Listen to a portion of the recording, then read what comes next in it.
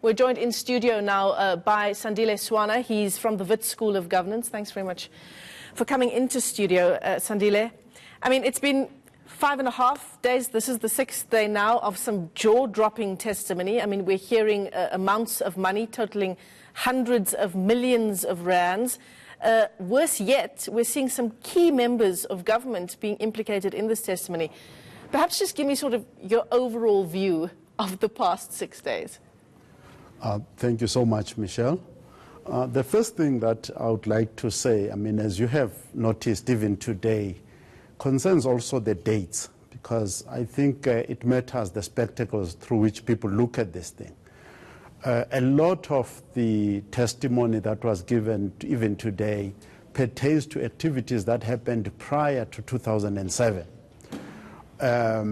So what I want to make of that first and foremost is that it tells you that these state capture activities commenced long before the Zuma era. And Mandela did make statements about this in 1999, that corruption was out of control in 1999. So when you talk about senior ANC officials being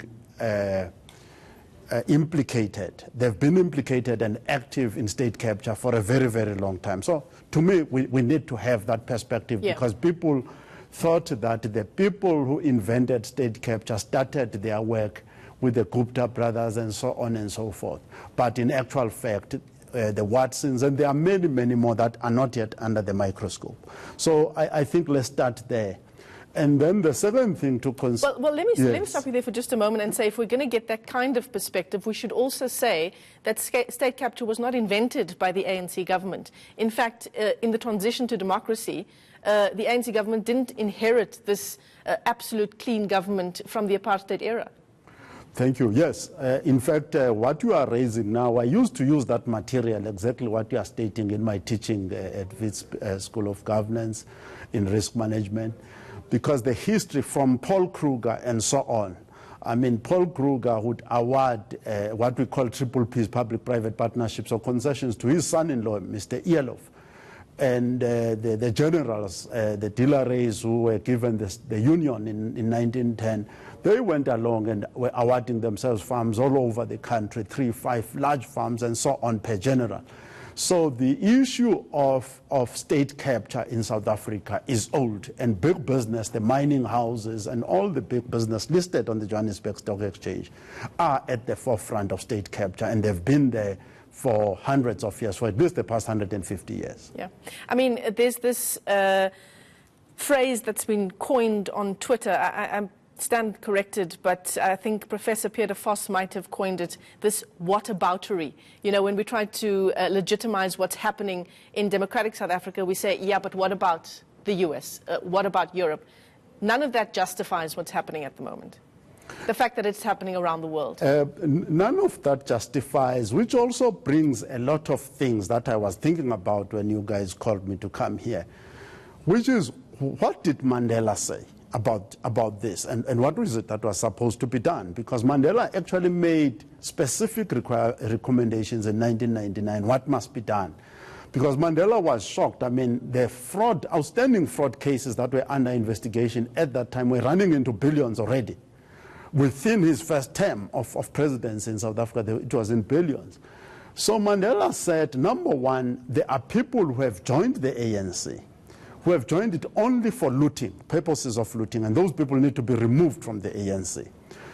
And what makes me worried, and I hope somewhere along the line, Cyril Ramaphosa and Thabo Mbeki will come forward and explain to us what happened.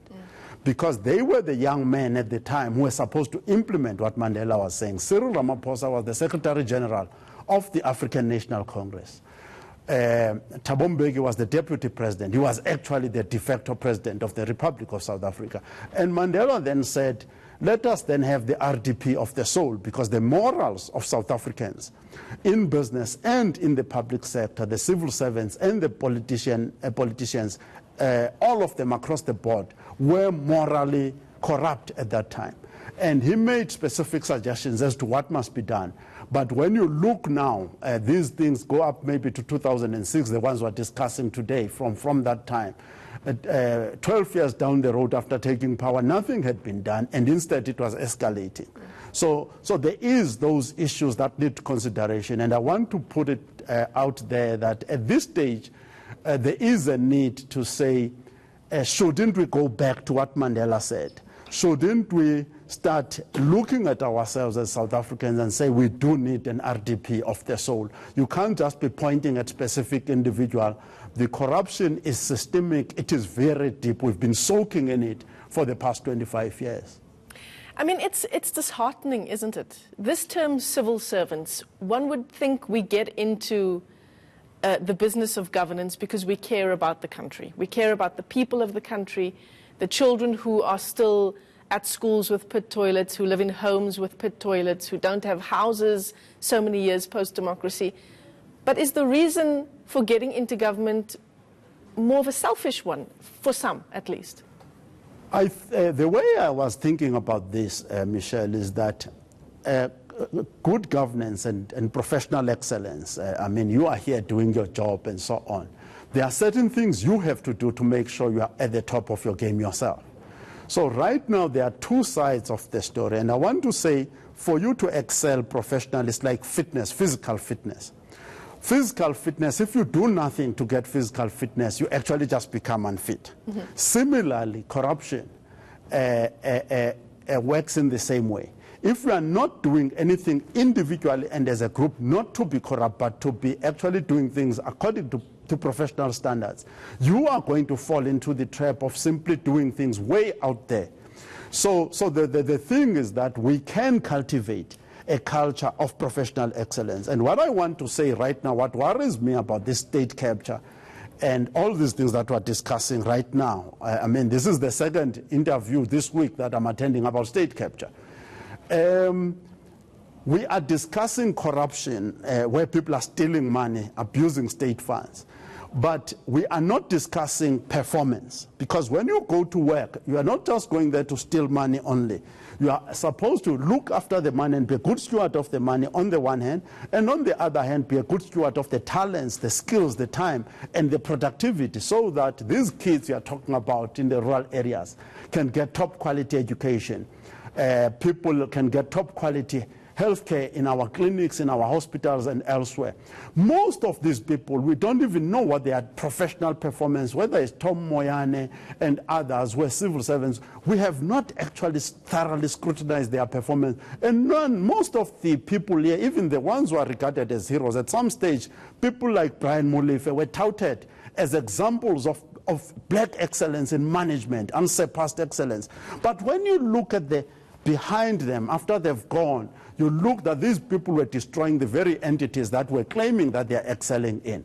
So to me, we need to look at both sides and say, when we're talking about a renewal of our souls, the RDP of the soul that Mandela talked about, we need to talk about professional excellence that includes performance, that includes adhering to professional standards.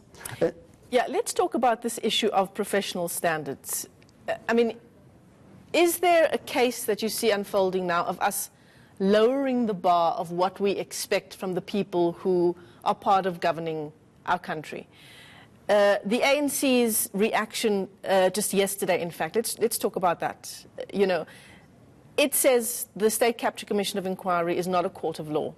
The evidence still needs to be tested, which is true. That's on the one hand. On the other hand, the evidence itself is so incredibly damning. Is it the right decision to say, no, we are standing behind our comrades until, when and if it does get to a court of law, Nomvula Mokonyane, for example, will stay in her position. We support her fully until it's tested in a courtroom. What do you make of that kind of response in terms of governance? Yes, I understand the question well. First of all, I would say to ANC members and the ANC leaders, that particular position for them right now, for their own survival, it is probably correct. The first reason I'm saying that is that any harshness that you try to appear to be harsh towards anybody right now is going to divide the ANC severely. So in order for them not to have people who can potentially walk out with votes to join EFF and other places, the chaos that you can create if you are too hard. You must not think the people who are corrupt and mismanaging things and so on, even Zuma doesn't have actual support that he can command. So in order to avoid internal chaos from within themselves, they take this is a pragmatic, tactical decision for their part. It's not a principled decision. It's not about ethics or principles. It's a tactical, pragmatic decision. So coming to the issue of lowering of standards, if these people ignored Mandela way back then, Mandela was telling them what is wrong and what needs to do. It's almost 25 years down the road, they've not done anything about it. But now, it is getting out of hand. It's actually out of hand. You must remember that we're dealing with a group, when you talk about the lowering of standards, you are dealing with a group that when the scorpions were actually pouncing and arresting people and charging people, leaders of the ANC, the decision was made by the same ANC to go and actually close the scorpions down. And after closing the scorpions down, you've never had any national director of public prosecutions who could serve a full term. That is a lowering of standards that we are talking about. So the institutions that are supposed to help us to stay fit, professionally fit, ethically fit, have been destabilized intentionally and in broad daylight I have never had any civic association, whether it's the South African Council of Churches or anybody standing up and saying, guys, you shouldn't close down the scorpions. You close down the scorpions. You have not yet submitted a report to us, the voting public, why you closed down the scorpions and the cases that were pending at the time. What is going to happen to them? I want to talk more about this RDP of the soul, but we'll get back to that in just a moment. Please don't go over. Thanks very much for your time so far. Sandile Swana is from the Wits School of Governance, the RDP of the soul.